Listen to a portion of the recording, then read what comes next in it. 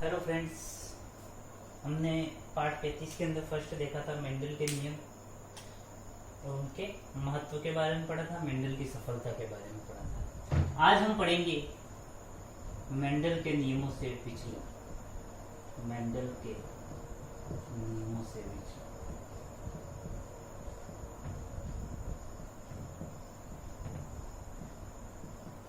या इसको हम कह सकते हैं अपवाद, यानी कि वे हम कुछ ऐसे अपवाद पढ़ेंगे जो मेंडल के नियमों की पालना नहीं करते हैं। उसके अंदर जो सबसे फर्स्ट टॉपिक है आज हमारे, वो है अपूर्ण प्रभाविता।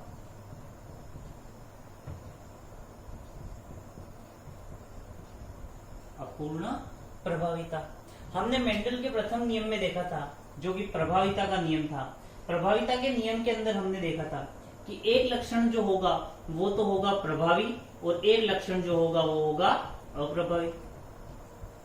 और जब इन दोनों के मध्य में संकरण करवाया जाता है, एक लक्षण होगा प्रभावी, हर लक्षण को निरूपित करने वाला जो युग्म विकल्प होगा उसके अंदर एक तो होगा प्रभावी, दूसरा होगा अप्रभावी। दोनों के मध्य जब संकरण करवाएंगे तो हमें जो F1 पीढ़ी प्राप्त होगी, उसके अंदर सारे के सारे पौधे जो होंगे वो कैसे प्राप्त होंगे, प्रभावी लक्षण वाले। यही हमने मेंडल के पहले नियम के अंदर पढ़ा था। लेकिन आज हम इसका एक अपवाद पढ़ेंगे और उस अपवाद का नाम है मिराबिलस जलापा।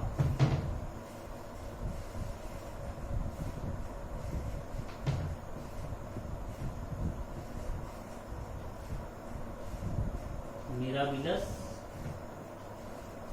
जलापा, हिंदी में इसको बोलते हैं हम गुल अब्बास, गुल अब्बास, और अंग्रेजी में इसको बोलते हैं 4 o'clock।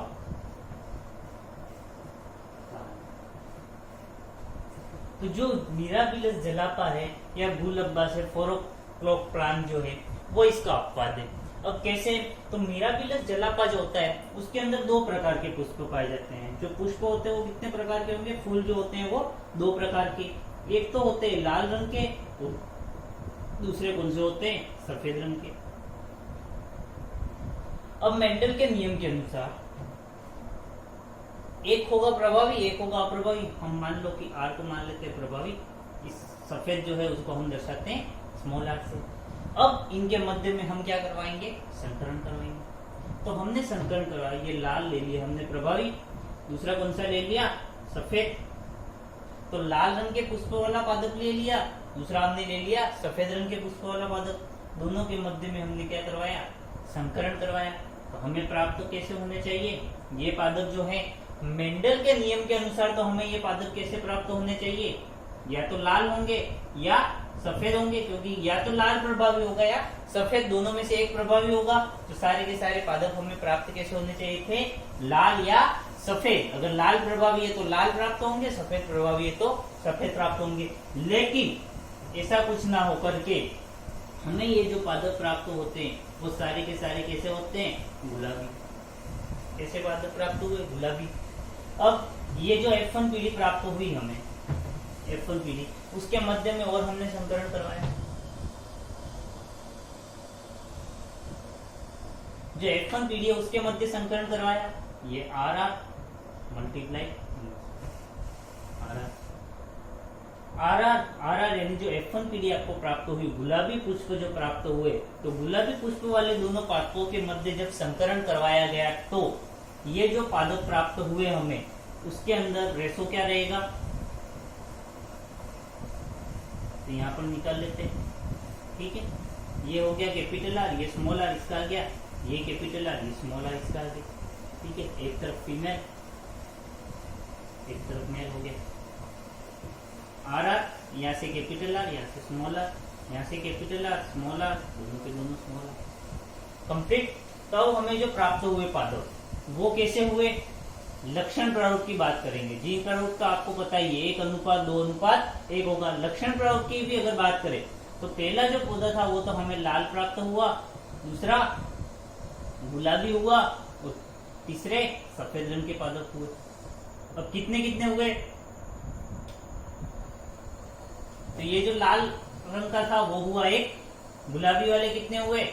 2, और सफेद वाला कितना हुआ 1। लेकिन मेंडल के नियम के अनुसार यहाँ पर होने क्या चाहिए थे 3:1।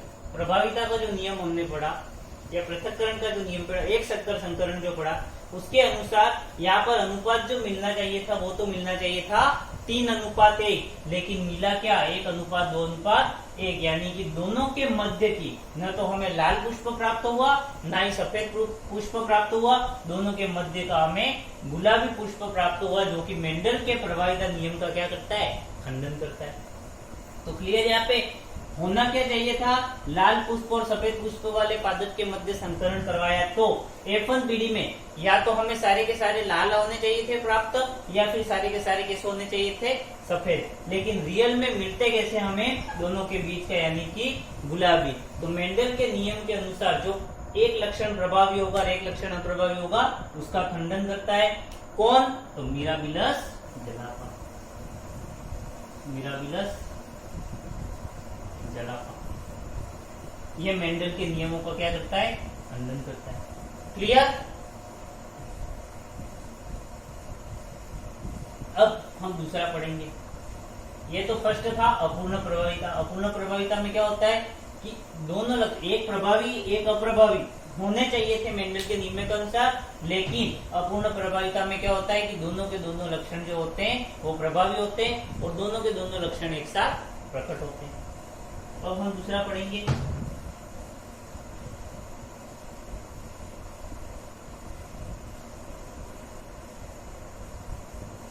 सह प्रभाविता। फर्स्ट हमने पढ़ा अपूर्ण प्रभाविता, अब हम पढ़ेंगे सह प्रभाविता।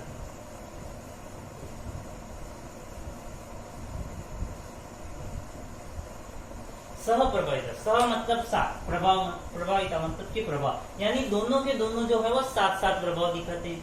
कैसे तो मवेशी होते हैं, जो गाय आपने देखे होंगे, मवेशी गाय वगैरह जो होते हैं, उस गाय के अंदर आपने मेनली दो रंग देखे होंगे। एक तो होता है भूरा रंग, दूसरा होता है सफेद रंग। ठीक है, एक जो ब्राउन कलर जो होता है वो ले लिया हमने, एक सफेद कलर ले लिया। ब्राउन कलर को हमने दर्शा दिया मान लो कि RR से, इसको हमने दर्शा दिया RR से। प्राप्त होने चाहिए थे RR, यानी कि या तो भूरा प्राप्त होगा या सफेद प्राप्त होगा। नॉर्मली भूरा ही प्रभावी होगा, तो हमें प्राप्त कैसे होने चाहिए थे भूरे। लेकिन हम जब मवेशी लेते हैं, एक भूरे रंग का मवेशी लिया, एक सफेद रंग का मवेशी लिया, दोनों के मध्य में जब हमने संकरण करवाया तो हमें जो मवेशी प्राप्त होता है वो प्राप्त होता है चीतकबरा। चीतकबरा मतलब कि या तो उसकी त्वचा पूरी की पूरी ब्राउन होगी और बीच में सफेद धब्बे होंगे, या सफेद कलर का होगा और ब्राउन ब्राउन धब्बे होंगे।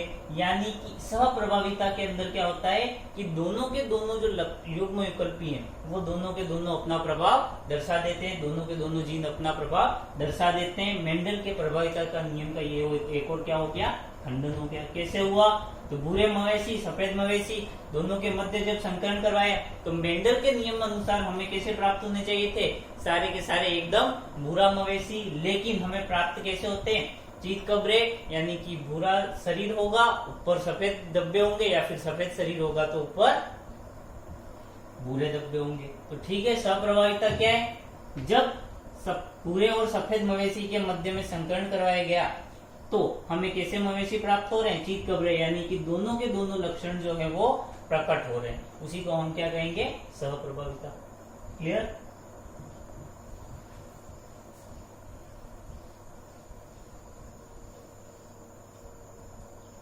नेक्स्ट तीसरा हम जो पढ़ेंगे वो है बहुविकल्पी। बहुविकल्पी एलील।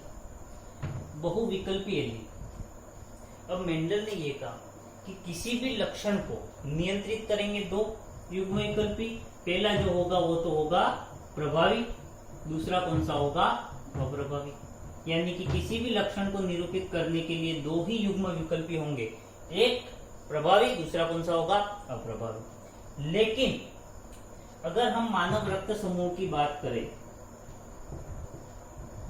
मानव रक्त समूह की बात करें तो मानव रक्त समूह में 3 जीन जो होते हैं वो रक्त समूह का निर्धारण करते हैं। आपने पढ़ा होगा IA, IB और नॉट या IO कहते हैं इसको, I0 भी कहते हैं, I नॉट या IO भी कहते हैं। अब तीन जो होते हैं, तो फर्स्ट तो मेंडल के नियम का खंडन क्या हो गया कि मेंडल ने कहा कि किसी भी लक्षण को निरूपित करने वाले जो युग्म विकल्पी होते हैं या एलील होते हैं वो कितने होते हैं, सिर्फ दो, एक प्रभावी और दूसरा अप्रभावी। लेकिन जो मानव का रक्त समूह होता है उसका निर्धारण जो होता है वो तीन रक्त समूह में, तीन जो युग्म विकल्पी या तीन एलील मिलकर के करते हैं, जिनमें से दो तो होते हैं प्रभावी और एक कौन सा होता है, अप्रभावी। और ये जो तीनों होते हैं वो मिलकर के ही मानव में रक्त समूह का निर्धारण करते हैं। अब कैसे करेंगे, तो फर्स्ट जब IA के साथ में IB आया, फर्स्ट कंडीशन।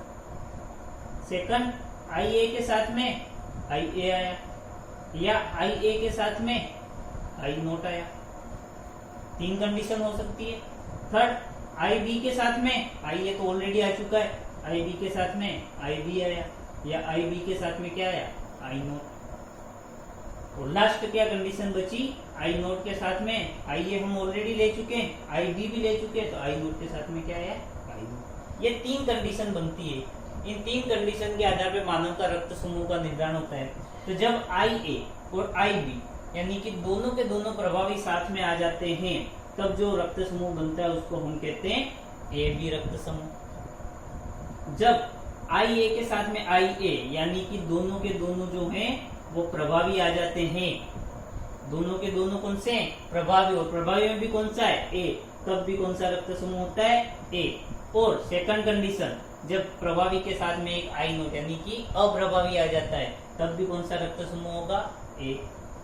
फिर आए कंडीशन IB के साथ में IB आ जाए तो भी रक्त समूह कैसा होगा, B। और IB यानी एक प्रभावी के साथ में एक अप्रभावी आया तो भी कैसा हो गया, B। और I नोट यानी कि दोनों के दोनों जब अप्रभावी साथ में आएंगे, हमने ऊंचाई के अंदर भी देखा था, जब दोनों स्मॉल टी साथ में आ रहे थे तब पादप कैसा हो रहा था, बोना। और भले एक दोनों कैपिटल टी आ रहे हो या एक कैपिटल टी एक स्मॉल टी आ रहा हो तो भी पादप कैसा हो जाता था, लंबा। ठीक है, तो यहाँ पे दोनों के दोनों अप्रभावी साथ में आए तो इसका ब्लड ग्रुप क्या हो जाएगा, O ब्लड ग्रुप। तो ओवरऑल हमारे पास कितने ब्लड ग्रुप निकल के आए, ये दोनों तो B ही है, दोनों के दोनों सेम। अब हमारे पास ओवरऑल ब्लड ग्रुप कितने निकल के आए, AB, A, B और O। तो ये भी मेंडल के नियम का क्या करता है, खंडन करता है, क्योंकि मेंडल के नियम के अनुसार एक प्रभावी होना चाहिए था, एक अप्रभावी होना चाहिए। लेकिन मानव रक्त समूह के अंदर प्रभावी कितने होते हैं, 2, अप्रभावी कितने होते हैं, 3। तो ये भी मेंडल के नियम का क्या हो गया, फल हो गया।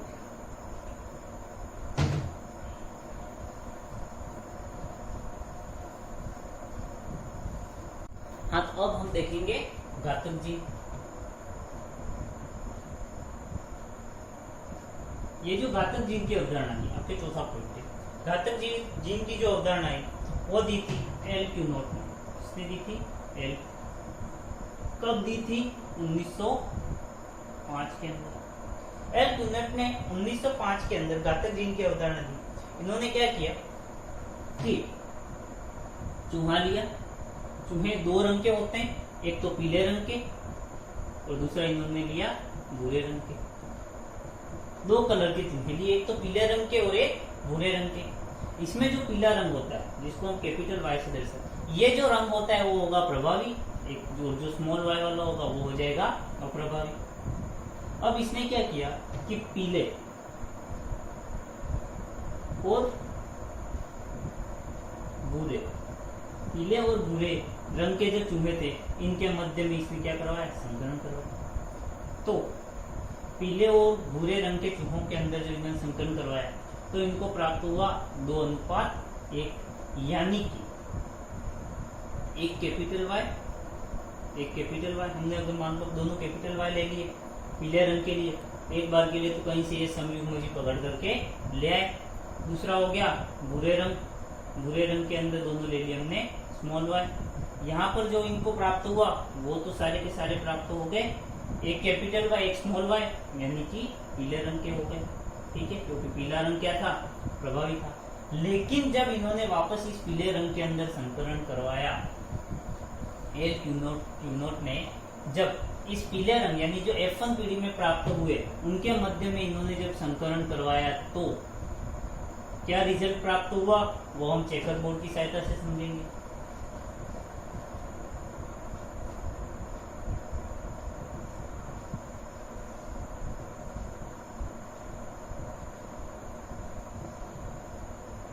Capital Y small Y capital Y small Y ये हो गए। अब प्राप्त क्या होने चाहिए थे, 3 तो पीले और भूरे कितने प्राप्त होने चाहिए थे, 1। लेकिन रियल में होता क्या है कि इनको प्राप्त जो अनुपात होता है वो होता है 2:1। कौन सा अनुपात प्राप्त होगा, 2:1। यानी 2 तो पीले चूहे प्राप्त हुए, 1 भूरे चूहे प्राप्त हुए और 25% जो चूहे थे वो क्या हो गए, मर गए। 25% जो चूहे थे वो क्या हो गए, मर गए। तो इन्होंने अध्ययन किया, ये जो पीले चूहे इनको प्राप्त हुए कि 2 पीले चूहे प्राप्त हुए तो उनका क्या है, जीन अनुपात है। तो इन्होंने जब ये प्रयोग किया तो प्रयोग में देखा कि जब ये दोनों के दोनों वाय जो कैपिटल वाई एक साथ आ जा रहे थे वो चूहा जीवित नहीं रह पाए थे, यानी उसकी जीवन अवधि बहुत ही कम थी, 100 में से कोई एक आधा कोई जीवित रह सकता था। तो ये जो दोनों के दोनों कैपिटल वाई जो था उस जीन को इन्होंने नाम दिया घातक जीन। यानी घातक जीन जो होता है उससे इंसान की क्या हो जाती है, मृत्यु हो जाती है। कोई भी जीव है तो उस जीव की क्या हो जाती है, मृत्यु हो जाती है। तो चूहों के अंदर जो पीला रंग था, जब भी वह पीले समयुग्मजी चूहे हो रहे थे, समयुग्मजी आते ही पीला रंग, तो चूहों की क्या हो जा रही थी, मृत्यु हो जा रही थी। इसलिए इसको इन्होंने क्या नाम दिया, घातक जीन। तो घातक जीन जो होता है वो कभी तो समयुग्मजी अवस्था में होता है तो ही घातक होता है, कभी विषमयुग्मजी अवस्था में भी घातक हो सकता है, जिससे व्यक्ति की मृत्यु हो जाती है। तो ये जो था समयुग्मजी अवस्था में क्या था, घातक। ठीक है, आज के लिए इतना ही।